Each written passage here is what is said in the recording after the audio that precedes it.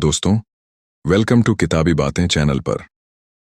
आज हम आपके लिए लेकर आए हैं एक बेहद खास और इंस्पायरिंग वीडियो, जिसमें हम बात करेंगे जापानीज कल्चर के उन गोल्डन रूल्स और सीक्रेट्स की, जिनसे जापान ने पूरी दुनिया को डिसिप्लिन, हार्ड वर्क और सक्सेस का असली मतलब सिखाया।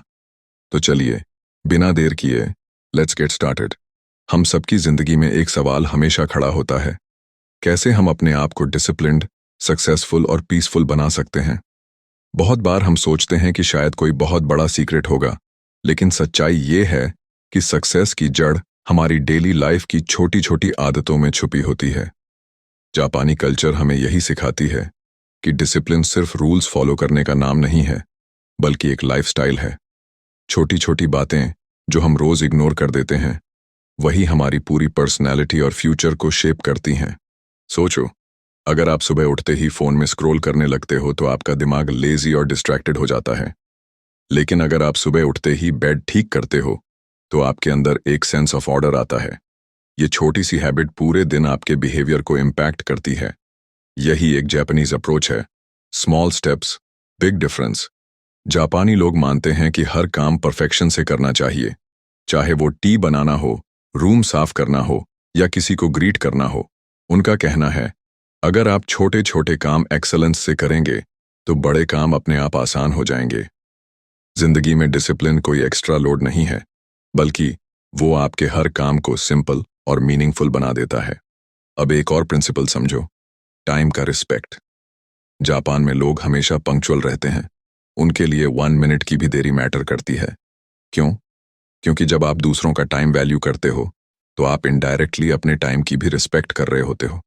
इमेजिन करो, अगर आपकी हर मीटिंग टाइम पर हो, हर काम डेडलाइन से पहले हो, तो आपके अंदर ऑटोमेटिकली कॉन्फिडेंस आ जाएगा। जापानी माइंडसेट में एक और खास बात है, कंटिन्यूअस इंप्रूवमेंट, जिसे वो काइज़ेन कहते हैं। मतलब ये कि परफेक्ट बनने के लिए इंतजार मत करो, हर दिन बस 1% इंप्रूवमेंट लाओ, चाहे वो पढ़ाई हो, जॉब हो, फिटनेस हो या रिलेशनशिप। धीरे धीरे ये छोटे छोटे स्टेप्स मिलकर एक बहुत बड़ा ट्रांसफॉर्मेशन लाते हैं। लेकिन डिसिप्लिन का मतलब सिर्फ वर्काहॉलिक बनना नहीं है। जापानी लोग बैलेंस पर भी बहुत ध्यान देते हैं। उनका मानना है कि अगर आप सिर्फ काम करोगे और बॉडी ऑफ माइंड को रेस्ट नहीं दोगे तो आप ज्यादा दिन तक प्रोडक्टिव नहीं रह पाओगे। इसी वजह से वो मेडिटेशन, नेचर वॉक्स और फैमिली टाइम को भी इक्वली इंपॉर्टेंट मानते हैं। एक और स्ट्रॉन्ग पॉइंट है उनका रिस्पेक्ट और ग्रैटिट्यूड कल्चर। जब आप थैंक यू जेन्युइनली बोलते हो तो आपके अंदर ईगो नहीं रहता। ईगो हटते ही डिसिप्लिन खुद ब खुद आ जाता है, क्योंकि ईगो ही वो चीज है जो हमें लेजीनेस और एक्सक्यूजेस की तरफ खींचती है। जापान में लोग अपने सराउंडिंग को बहुत साफ रखते हैं। क्लीनलीनेस उनके लिए सिर्फ दिखावे की बात नहीं है, बल्कि एक माइंडसेट है। उनका मानना है कि अगर आपका एनवायरनमेंट क्लीन है तो आपका माइंड भी क्लियर रहेगा। यही कारण है कि स्टूडेंट्स तक अपने क्लासरूम और वॉशरूम्स खुद क्लीन करते हैं। इमेजिन करो, अगर हमारी सोसाइटी भी ऐसा करे तो डिसिप्लिन ऑटोमेटिकली डेवलप हो जाएगा। और हाँ, एक और प्रिंसिपल है, पेशेंस। इंस्टेंट रिजल्ट्स की आदत हमें कमजोर बना देती है। जापानीज कल्चर सिखाता है कि पेशेंस से ही मास्टरी आती है। बैम्बू ट्री को ग्रो होने में सालों लगते हैं, लेकिन जब वो ग्रो होता है तो सबसे मजबूत खड़ा रहता है। ठीक वैसे ही हमारी मेहनत का फल कभी कभी देर से मिलता है, लेकिन अगर हम कंसिस्टेंट और डिसिप्लिन्ड हैं तो रिजल्ट हमेशा आता है। एक और बड़ी सीख है कंसिस्टेंसी की। अगर आप कभी नोटिस करो तो जापानीज वर्कर्स या स्टूडेंट्स अपने काम में बहुत लंबे समय तक एक ही स्पीड और फोकस रखते हैं। वो एक दिन बहुत मेहनत करके अगले दिन आराम नहीं करते, बल्कि रोज थोड़ा थोड़ा काम कंसिस्टेंट तरीके से करते हैं। यही कंसिस्टेंसी डिसिप्लिन की असली पहचान है। सक्सेस हमेशा स्पीड से नहीं बल्कि स्टेडी एफर्ट से मिलती है। सोचो, अगर आप रोज 20 पेजेस पढ़ने की हैबिट डाल लो। शुरू में ये छोटा लगेगा, लेकिन 1 साल बाद आपने 7,000 से भी ज्यादा पेजेस पढ़ लिए होंगे, यानी कई बड़ी किताबें खत्म कर दी होंगी। यही पावर है कंसिस्टेंसी की। अब बात करते हैं एक और जरूरी हैबिट की, साइलेंस और लिसनिंग। जापान में लोग बहुत कम बोलते हैं और ज्यादा सुनते हैं। वो मानते हैं कि जब आप कम बोलते हो तो आपकी एनर्जी बचती है और आपका दिमाग क्लियर रहता है। डिसिप्लिन का मतलब ये भी है कि आप अपने वर्ड्स कंट्रोल करो। क्योंकि अनकंट्रोल्ड वर्ड्स अक्सर फाइट्स, मिसअंडरस्टैंडिंग्स और रिग्रेट्स की वजह बनते हैं। साइलेंस एक ताकत है और डिसिप्लिन इस ताकत को शार्प बना देता है। जापानी फिलॉसफी हमें यह भी सिखाती है कि चीज़ों को सिंपल रखो। मिनिमलिज्म उनकी लाइफस्टाइल का हिस्सा है। ज्यादा चीजें रखने से माइंड हैवी हो जाता है, लेकिन जब आपके पास सिर्फ वही है जो जरूरी है, तो आपका फोकस और प्रोडक्टिविटी बढ़ जाती है। इमेजिन करो, अगर आपकी स्टडी टेबल या वर्क स्पेस साफ और ऑर्गेनाइज्ड है, तो ऑटोमेटिकली आपका मूड भी पॉजिटिव रहेगा। डिसिप्लिन का एक और ब्यूटीफुल पार्ट है कमिटमेंट। जापान में लोग जब किसी काम को हाँ बोलते हैं, तो उसे पूरा करके ही छोड़ते हैं।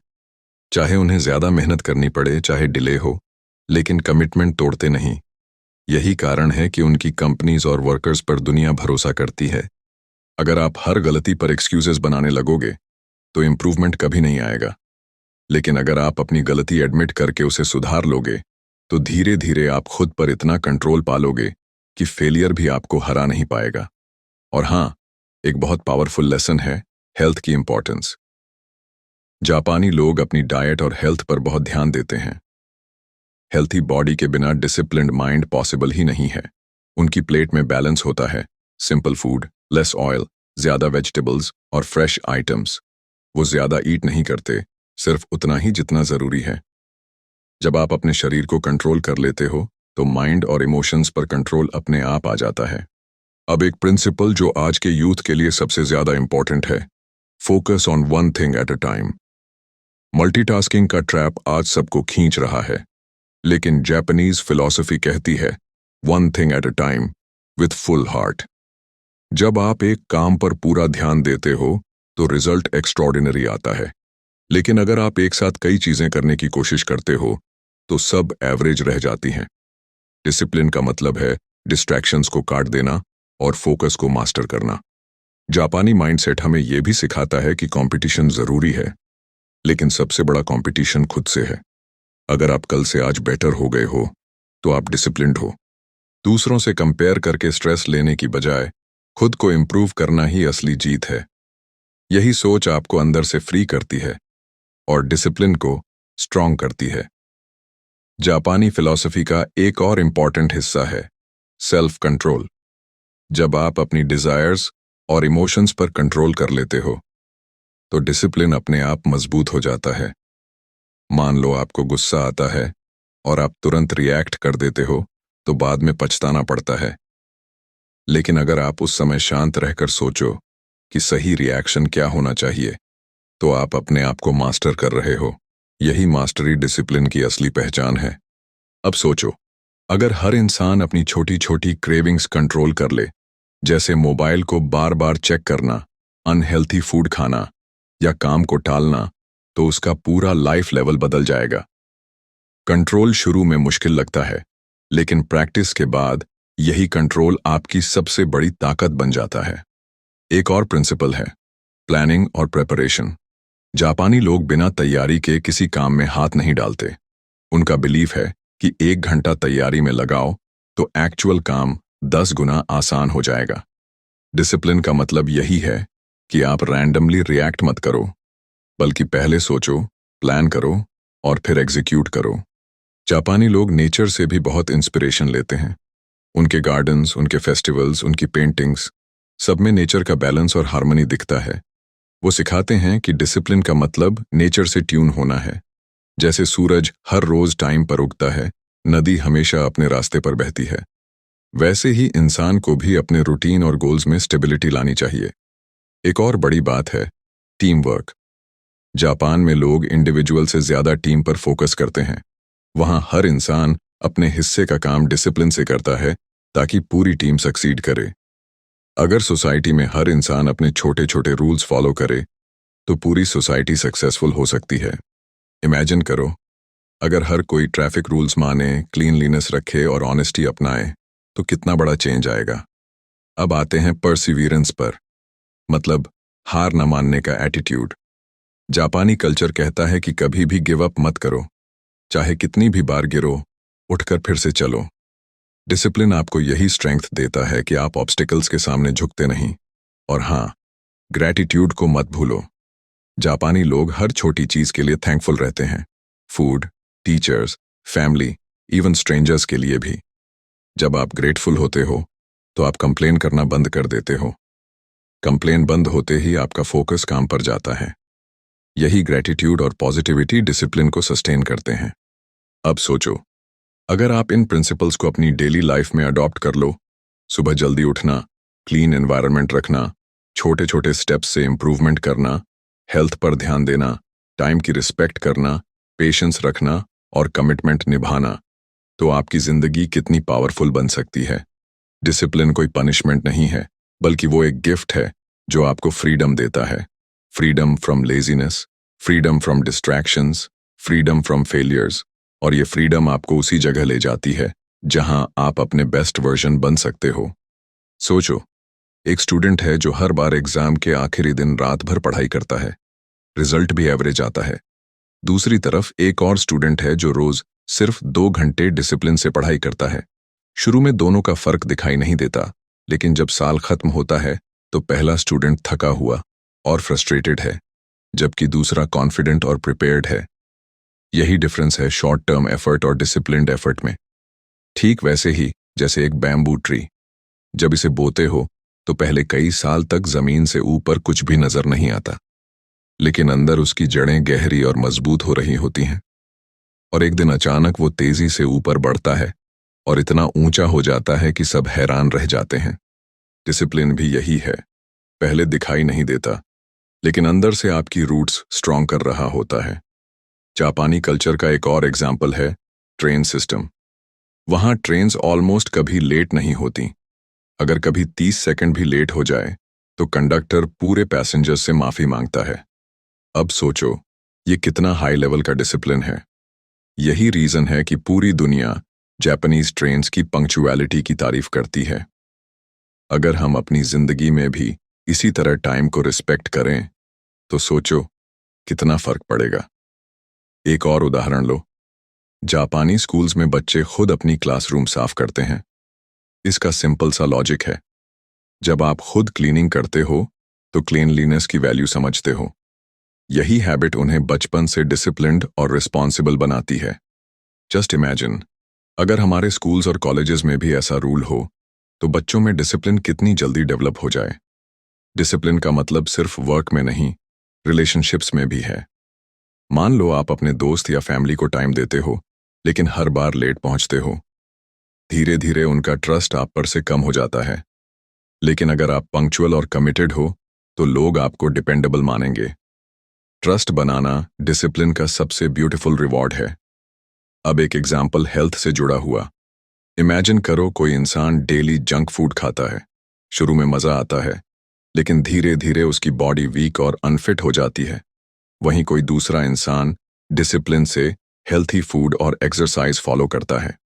शुरुआत में थोड़ा टफ लगता है, लेकिन कुछ महीनों बाद उसका बॉडी, एनर्जी और कॉन्फिडेंस सब कुछ बेहतर हो जाता है। ये दिखाता है कि डिसिप्लिन शॉर्ट टर्म प्लेजर नहीं, बल्कि लॉन्ग टर्म सक्सेस देता है। डिसिप्लिन का एक और जबरदस्त एग्जाम्पल है Japanese concept ikebana, flower arrangement. वहां लोग फूलों को अरेंज करने के लिए बहुत पेशेंस और डिटेल पर ध्यान देते हैं। हर छोटा एंगल, हर लीफ का प्लेसमेंट मैटर करता है। ये सिर्फ डेकोरेशन नहीं, बल्कि एक प्रैक्टिस है जो माइंड को काम और फोकस्ड बनाती है। यही बताता है कि डिसिप्लिन क्रिएटिविटी को भी बढ़ाता है। सोचो, अगर कोई म्यूजिशियन रोज सिर्फ 30 मिनट्स प्रैक्टिस करे तो शुरू में इंप्रूवमेंट स्लो होगा, लेकिन साल भर बाद उसका म्यूजिक इतना पॉलिश्ड हो जाएगा कि सब उसकी तारीफ करेंगे। इसी तरह अगर कोई राइटर रोज थोड़ा लिखे तो धीरे धीरे उसकी राइटिंग स्किल शार्पन हो जाएगी। स्मॉल डेली डिसिप्लिन्ड एक्शंस ही एक्स्ट्रॉर्डिनरी टैलेंट क्रिएट करते हैं।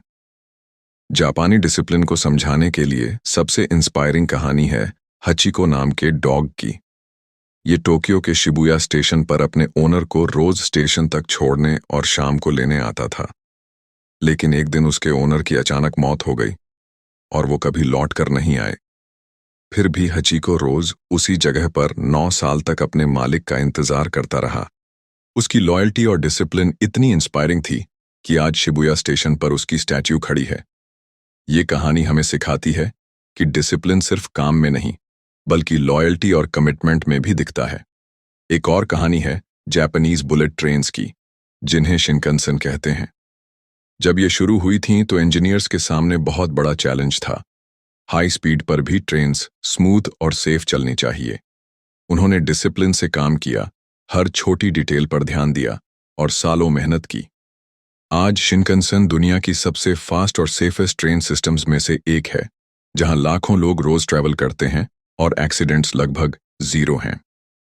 ये एग्जाम्पल दिखाता है कि जब सोसाइटी डिसिप्लिन से काम करती है तो वो दुनिया के लिए एग्जाम्पल बन जाती है। अब बात करते हैं जीरो ओनो की, जो टोक्यो में एक छोटा सा सुशी रेस्टोरेंट चलाते हैं। लेकिन उनका डिसिप्लिन और डेडिकेशन इतना एक्स्ट्रॉर्डनरी है कि उनका रेस्टोरेंट दुनिया का पहला सुशी रेस्टोरेंट बना, जिसे 3 मिशेलिन स्टार्स मिले। जीरो हर दिन डेकेड्स से एक ही काम कर रहे हैं, फिश कट करना, राइस प्रिपेयर करना और सुशी सर्व करना। लेकिन उनका डिसिप्लिन और परफेक्शन इतना स्ट्रांग है कि दुनिया भर के लोग सिर्फ उनका सुशी टेस्ट करने के लिए आते हैं। उनकी कहानी ये बताती है कि डिसिप्लिन ऑर्डिनरी काम को भी एक्स्ट्रॉर्डिनरी बना सकता है। एक और टचिंग स्टोरी है जापानीज स्टूडेंट्स की। 2011 में जब जापान में सुनामी आया तब बहुत बड़ा डिस्ट्रक्शन हुआ। लेकिन जब मदद पहुंची तो लोगों ने देखा कि बच्चे बिना पैनिक किए लाइन में खड़े हैं, कामली अपना नंबर का इंतजार कर रहे हैं। किसी ने पुश नहीं किया, किसी ने चीटिंग नहीं की। इस डिसिप्लिन ने पूरी दुनिया को दिखाया कि असली ताकत मुश्किलात में भी काम रहना है। और शायद सबसे इंस्पायरिंग स्टोरी है जापानीज मार्शल आर्ट्स मास्टर्स की। वो सालों तक एक ही मूव प्रैक्टिस करते रहते हैं, बार बार, बिना बोर हुए। क्यों? क्योंकि उनका बिलीफ है कि जब तक एक मूव परफेक्ट नहीं होता, मास्टरी पॉसिबल नहीं है। यही डिसिप्लिन है, बोरिंग काम को भी इतनी डेडिकेशन से करना कि वो आपकी ताकत बन जाए। तो इन रियल लाइफ स्टोरीज से हमें ये समझ आता है कि डिसिप्लिन कोई ड्राई कॉन्सेप्ट नहीं है। ये वो पावर है जिसने जापान को दुनिया का सबसे रिस्पेक्टेड और पावरफुल नेशन बनाया, even after facing 2 atom bombs और वॉर की डिस्ट्रक्शन। उन्होंने फिर से उठकर दुनिया को दिखा दिया कि अगर डिसिप्लिन और यूनिटी हो तो कोई सेटबैक परमानेंट नहीं है। जापानी डिसिप्लिन की सबसे खूबसूरत रूल्स में से एक है गामन। इसका मतलब है कठिनाई में भी पेशेंस और डिग्निटी बनाए रखना। इमेजिन करो, कोई प्रॉब्लम आई और आप पैनिक करने लगे तो सिचुएशन और बिगड़ जाएगी। लेकिन अगर आप कामली उसे फेस करोगे तो सॉल्यूशन अपने आप सामने आएगा। यही गमान है, मुश्किल समय में भी चेहरे पर शांत स्माइल और दिल में साहस रखना। एक और रूल है शोकुनिन किशित्सु, जिसका मतलब है अपने काम को सिर्फ जॉब नहीं बल्कि एक आर्ट मानना। चाहे वो कारपेंटर हो, शेफ हो या इंजीनियर, हर कोई अपने काम को इतनी परफेक्शन से करता है जैसे वो दुनिया का सबसे जरूरी काम हो। यही रीजन है कि जापानीज प्रोडक्ट्स इतनी हाई क्वालिटी और रिलायबल होते हैं। अगर हम भी अपने काम को आर्ट समझकर करें तो हमारा काम सिर्फ ड्यूटी नहीं बल्कि लेगेसी बन जाएगा। अब आता है मोटिनाई। ये रूल वेस्ट ना करने की फिलॉसफी सिखाता है। चाहे फूड हो, टाइम हो या रिसोर्सेज, जापानीज लोग हर चीज की रिस्पेक्ट करते हैं और वेस्ट नहीं करते। सोचो, अगर हम भी अपने लाइफ में टाइम और एनर्जी वेस्ट करना छोड़ दें तो कितना बड़ा फर्क आएगा। डिसिप्लिन का मतलब यही है कि आप हर चीज का सही इस्तेमाल करो। एक और ब्यूटीफुल कॉन्सेप्ट है हानसेई, सेल्फ रिफ्लेक्शन। जापान में जब कोई काम पूरा होता है तो लोग सेलिब्रेट करने के साथ साथ बैठकर ये भी डिस्कस करते हैं कि कहाँ गलती हुई और अगली बार उसे कैसे बेहतर किया जा सकता है। ये हैबिट हमें सिखाती है कि डिसिप्लिन का मतलब खुद को बार बार चेक करना और इम्प्रूव करना है। फिर आता है ओमोयारी, दूसरों की फीलिंग्स और ज़रूरतों का ध्यान रखना। जापानीज कल्चर में एम्पैथी को डिसिप्लिन का हिस्सा माना जाता है, क्योंकि जब आप दूसरों को रिस्पेक्ट और काइंडनेस देते हो तो सोसाइटी ऑटोमेटिकली पीसफुल और ऑर्गेनाइज्ड हो जाती है। एक और स्ट्रांग रूल है काइजेन, यानी कंटिन्यूअस इंप्रूवमेंट। इसका मतलब है कि परफेक्शन का इंतजार मत करो बल्कि हर दिन बस थोड़ा थोड़ा बेटर बनो। अगर आप रोज 1% इंप्रूवमेंट लाते हो तो साल भर में आप 37 गुना बेटर हो सकते हो। यही स्मॉल डिसिप्लिन्ड स्टेप्स बड़े रिजल्ट्स क्रिएट करते हैं। और हाँ, जापानीज फिलॉसफी में वाबी साबी भी बहुत इंपॉर्टेंट है। इसका मतलब है इम्परफेक्शंस को एक्सेप्ट करना। डिसिप्लिन का ये मतलब नहीं है कि आप रोबोट बन जाओ और हर चीज में परफेक्शन डिमांड करो। इसका मतलब है कि आप अपूर्णता में भी ब्यूटी देखो और धीरे धीरे इम्प्रूव करते रहो। यही बैलेंस लाइफ को पीसफुल और मीनिंगफुल बनाता है।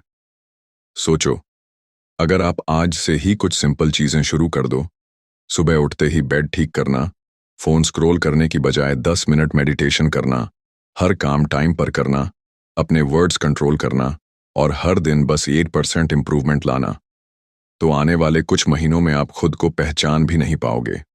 डिसिप्लिन का मतलब परफेक्ट होना नहीं है, इसका मतलब है इम्परफेक्ट होकर भी लगातार बेटर बनने की कोशिश करना। इमेजिन करो, जैसे शिनकानसेन ट्रेन्स कभी टाइम मिस नहीं करती, वैसे ही अगर आप अपनी जिंदगी में भी हर कमिटमेंट को टाइम पर निभाओ तो लोग आपको कितना रिस्पेक्ट देंगे। और याद रखो, कोई भी बड़ी सक्सेस ओवरनाइट नहीं आती। बैम्बू ट्री को ग्रो होने में सालों लगते हैं, लेकिन जब ग्रो होता है तो सबको पीछे छोड़ देता है। आपकी मेहनत भी वैसी ही है, धीरे धीरे दिखेगी, लेकिन एक दिन दुनिया आपकी मेहनत और डिसिप्लिन की ताकत देखेगी। चलो अब एक कहानी देखते हैं। जापान की एक बहुत मशहूर कहानी है मित्सुओ आइडा नाम के एक कैलीग्राफर की। वो बचपन से ही पेंटिंग और राइटिंग में बहुत इंटरेस्ट रखते थे, लेकिन शुरू में उनकी राइटिंग और आर्ट उतनी खास नहीं थी। लोग उनकी प्रैक्टिस देखकर हंसते भी थे कि हर दिन एक ही स्ट्रोक बार बार बनाते हो, ये कैसा काम है। लेकिन मित्सुओ ने हार नहीं मानी। उन्होंने डिसिप्लिन से प्रैक्टिस जारी रखी। रोज सुबह उठते, अपना ब्रश और इंक निकालते और घंटों एक एक स्ट्रोक बनाते। कभी कभी एक ही लाइन को 100 बार लिखते। कई साल गुजर गए और धीरे धीरे उनकी आर्ट इतनी एक्स्ट्रॉर्डिनरी हो गई कि उनकी कैलीग्राफी पूरे जापान में फेमस होने लगी। उनकी फिलॉसफी सिंपल थी, one brush stroke one life. मतलब हर स्ट्रोक को ऐसे बनाओ जैसे ये तुम्हारी जिंदगी का सबसे इंपॉर्टेंट काम हो। उन्होंने कहा था कि अगर आप हर काम को यही सोचकर करो कि यही आपकी जिंदगी का सबसे अहम मोमेंट है, तो आपका काम हमेशा परफेक्शन की तरफ बढ़ेगा। अब सोचो, हम सबकी लाइफ भी ऐसी ही है। हम सोचते हैं कि कोई बड़ा मौका आएगा, तब हम अपना बेस्ट देंगे। लेकिन सच तो ये है कि हर छोटा मोमेंट, हर छोटा काम वही बड़ा मौका है। अगर आप रोज रोज छोटे काम डिसिप्लिन से करते हो, तो एक दिन वो छोटे छोटे स्टेप्स मिलकर आपको एक्स्ट्रॉर्डिनरी बना देंगे। मित्सुओ की कहानी हमें यह भी सिखाती है कि डिसिप्लिन बोरिंग नहीं है, बल्कि वो आर्ट है। हर दिन एक ही स्ट्रोक बार बार प्रैक्टिस करना बोरिंग लग सकता है, लेकिन असली ब्यूटी इसी में है। और यही ब्यूटी बाद में दूसरों को इंस्पिरेशन देती है। उनकी कैलीग्राफी आज भी म्यूजियम्स और एग्जीबिशंस में लगाई जाती है और लोग देखकर हैरान होते हैं कि सिंपल ब्लैक इंक से कोई इतना गहरा असर कैसे छोड़ सकता है। जवाब सिंपल है, डिसिप्लिन और कंसिस्टेंसी। यही कहानी हमें बताती है कि चाहे आप आर्टिस्ट हो, स्टूडेंट हो, जॉब में हो या बिजनेस में, डिसिप्लिन ही वो सीक्रेट है जो ऑर्डिनरी को एक्स्ट्रॉर्डिनरी में बदल देता है। जापान के सैमुराई वॉरियर्स की कहानी शायद दुनिया में सबसे ज्यादा इंस्पायरिंग है। सैमुराई सिर्फ फाइटर्स नहीं थे, बल्कि डिसिप्लिन के सिंबल थे। उनका पूरा जीवन बुशीडो कोड पर चलता था, जिसका मतलब है ऑनर, लॉयल्टी, करेज और डिसिप्लिन। कहा जाता है कि एक सैमुराई वॉरियर अपने तलवार, कटाना को दिन में सैकड़ों बार प्रैक्टिस करता था। वो मानते थे कि युद्ध का समय सिर्फ स्किल से नहीं जीता जाता, बल्कि डिसिप्लिन और माइंड कंट्रोल से जीता जाता है। अगर माइंड डर से भर गया तो तलवार हाथ में होने के बावजूद आप हार जाओगे, लेकिन अगर माइंड काम और डिसिप्लिन्ड रहा तो बिना तलवार के भी आप जीत सकते हो। एक प्रसिद्ध कहानी है एक समुराई की, जिसका नाम था मियामोटो मुसाशी। बचपन से ही उन्होंने तलवारबाजी सीखी, लेकिन वो सिर्फ लड़ाई के लिए नहीं, बल्कि सेल्फ मास्टरी के लिए प्रैक्टिस करते थे। उन्होंने अकेले ही 60 से ज्यादा ड्यूअल्स लड़े और सब में जीत हासिल की। लेकिन उनकी जीत का सीक्रेट क्या था? सिर्फ तलवार नहीं, बल्कि डिसिप्लिन।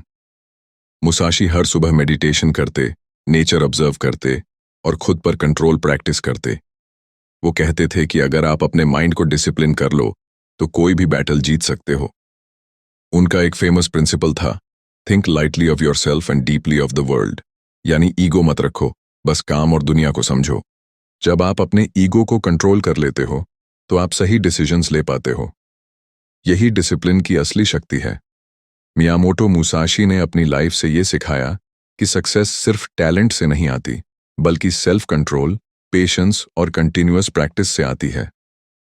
उनकी किताब द बुक ऑफ 5 रिंग्स आज भी दुनिया में स्ट्रैटेजी और डिसिप्लिन सीखने के लिए पढ़ाई जाती है।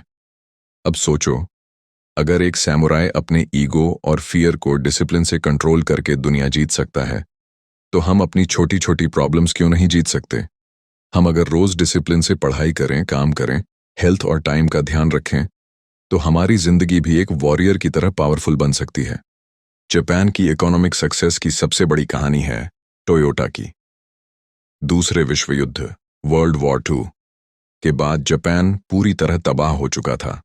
इकोनॉमी टूट चुकी थी, रिसोर्सेज खत्म थे और लोग सर्वाइवल की लड़ाई लड़ रहे थे। उस समय बहुत से लोग मानते थे कि जापान फिर से कभी खड़ा नहीं हो पाएगा, लेकिन टोयोटा जैसी कंपनीज ने डिसिप्लिन और रूल्स पर भरोसा किया। उन्होंने एक सिस्टम बनाया जिसे कहते हैं टोयोटा प्रोडक्शन सिस्टम। इसका मेन रूल था जस्ट इन टाइम और काइजेन। जस्ट इन टाइम का मतलब हर चीज सही समय पर, ना जल्दी ना देर से। इसने वेस्ट को कम किया और एफिशिएंसी बढ़ा दी। काइजेन का मतलब हर दिन छोटे छोटे इंप्रूवमेंट्स। हर वर्कर, चाहे वो फैक्ट्री का छोटा स्टाफ हो या मैनेजर, रोज सोचता था कि आज मैं अपनी जॉब को थोड़ा बेहतर कैसे कर सकता हूं। शुरू में लोग हंसते थे कि इतनी छोटी छोटी बातों पर ध्यान देकर कोई बड़ा फर्क नहीं पड़ेगा, लेकिन सालों बाद जब रिजल्ट्स आए तो टोयोटा दुनिया की सबसे बड़ी कार कंपनी बन गई। उनकी क्वालिटी, सेफ्टी और रिलायबिलिटी इतनी फेमस हो गई कि पूरी दुनिया उनकी कार्स को प्रेफर करने लगी। सोचो, एक देश जो वॉर से तबाह हो गया था, उसने डिसिप्लिन और कंटिन्यूअस इंप्रूवमेंट से दुनिया की सबसे बड़ी इकोनॉमीज में अपनी जगह बना ली। और ये सिर्फ टोयोटा तक नहीं था, सोनी की कहानी भी उतनी ही इंस्पायरिंग है। जब वॉर के बाद जापान में रिसोर्सेज नहीं थे, तब 2 इंजीनियर्स, मसारू इबुका और अकियो मोरिता, ने एक छोटे से वर्कशॉप में काम शुरू किया। उनके पास पैसे नहीं थे, मशीन्स भी पुरानी थीं, लेकिन उनके पास डिसिप्लिन और विजन था। उन्होंने वर्कर्स को सिखाया कि हर प्रोडक्ट में क्वालिटी होनी चाहिए, चाहे वो कितना भी छोटा क्यों ना हो। इसी सोच से सोनी ने पहला ट्रांजिस्टर रेडियो बनाया और धीरे धीरे वो दुनिया की सबसे इनोवेटिव कंपनियों में शामिल हो गए। जापान की ऑटोमोबाइल वर्ल्ड में एक और इंस्पायरिंग स्टोरी है होंडा की। इसकी शुरुआत हुई थी एक छोटे से मैकेनिक सोइचिरो होंडा से। होंडा बचपन से ही पढ़ाई में स्ट्रांग नहीं थे, लेकिन मशीन से खेलना उनका पैशन था। वो गाड़ियों और इंजनों को खोलकर फिर से जोड़ने में घंटों बिताते थे। उनके टीचर्स अक्सर कहते थे कि ये लड़का कभी सक्सेसफुल नहीं होगा, लेकिन होंडा ने हार नहीं मानी। उनका पहला बड़ा सपना था टोयोटा जैसी बड़ी कंपनी में इंजीनियर की जॉब पाना। उन्होंने इंटरव्यू दिया, लेकिन रिजेक्ट हो गए। सोचो, अगर वो रिजेक्ट होने के बाद हार मान जाते, तो आज दुनिया होंडा नाम से वाकिफ नहीं होती। रिजेक्ट होने के बाद उन्होंने खुद की वर्कशॉप शुरू की और पिस्टन रिंग्स बनाने लगे। शुरुआत में उनकी डिजाइन फेल हो गई, लेकिन उन्होंने बार बार कोशिश की, जब तक कि परफेक्ट पिस्टन रिंग नहीं बना लिया। यही उनका पहला लेसन था, फेलियर को लर्निंग में बदलना। वर्ल्ड वॉर 2 के दौरान उनकी फैक्ट्री बॉम्बिंग्स में नष्ट हो गई और अर्थक्वेक में भी डैमेज हो गया। कोई और होता तो शायद परमानेंटली गिव अप कर देता, लेकिन होंडा ने अपनी कंपनी के बचे हुए पार्ट्स बेचकर छोटी स्कूटर्स बनाना शुरू की। उस समय जापान में फ्यूल की कमी थी, तो लोग बाईसाइकिल इस्तेमाल करते थे। होंडा ने सोचा, क्यों ना साइकिल में छोटा इंजन लगाकर इसे आसान बनाया जाए। रिजल्ट, उनकी बनाई मोटराइज्ड बाइसिकल मार्केट में छा गई। लोग उन्हें पसंद करने लगे क्योंकि वो अफोर्डेबल और प्रैक्टिकल थी। यही उनकी कंपनी होंडा मोटर कंपनी की शुरुआत बनी। कुछ सालों में होंडा ने सिर्फ जापान ही नहीं, बल्कि अमेरिका और यूरोप तक अपनी पहचान बना ली। उन्होंने मोटरसाइकिल्स बनाई, फिर कार्स लॉन्च की, और सबसे खास, उन्होंने F1 रेसिंग तक एंट्री ली और दुनिया को दिखा दिया कि जापानीज टेक्नोलॉजी और डिसिप्लिन किसी से कम नहीं है। आज होंडा दुनिया की टॉप ऑटोमोबाइल और मोटरसाइकिल कंपनीज में से है, लेकिन इसका फाउंडेशन बना एक सिंपल प्रिंसिपल पर, नेवर गिव अप और हर सिचुएशन में डिसिप्लिन बनाए रखना। होंडा खुद कहते थे, सक्सेस इज 99% फेलियर। मतलब, जब तक बार बार गिरकर उठने की कैपेसिटी नहीं है, तब तक सक्सेस इम्पॉसिबल है। तो दोस्तों, यही थे वो जापानीज कल्चर के गोल्डन रूल्स और इंस्पायरिंग स्टोरीज। जिनसे हमने सीखा कि डिसिप्लिन और हार्ड वर्क से नामुमकिन भी मुमकिन बनाया जा सकता है। अब ये आप पर है कि इन रूल्स को अपनी जिंदगी में कैसे अप्लाई करते हो। याद रखिए, डिसिप्लिन सिर्फ हैबिट नहीं, एक लाइफस्टाइल है। जब ये लाइफस्टाइल आपकी लाइफ का हिस्सा बन जाए तो आपकी सक्सेस कोई रोक नहीं सकता। तो इसी पॉजिटिव एनर्जी के साथ यहीं रुकते हैं और मिलते हैं अगले वीडियो में एक और नई इंस्पायरिंग जर्नी के साथ।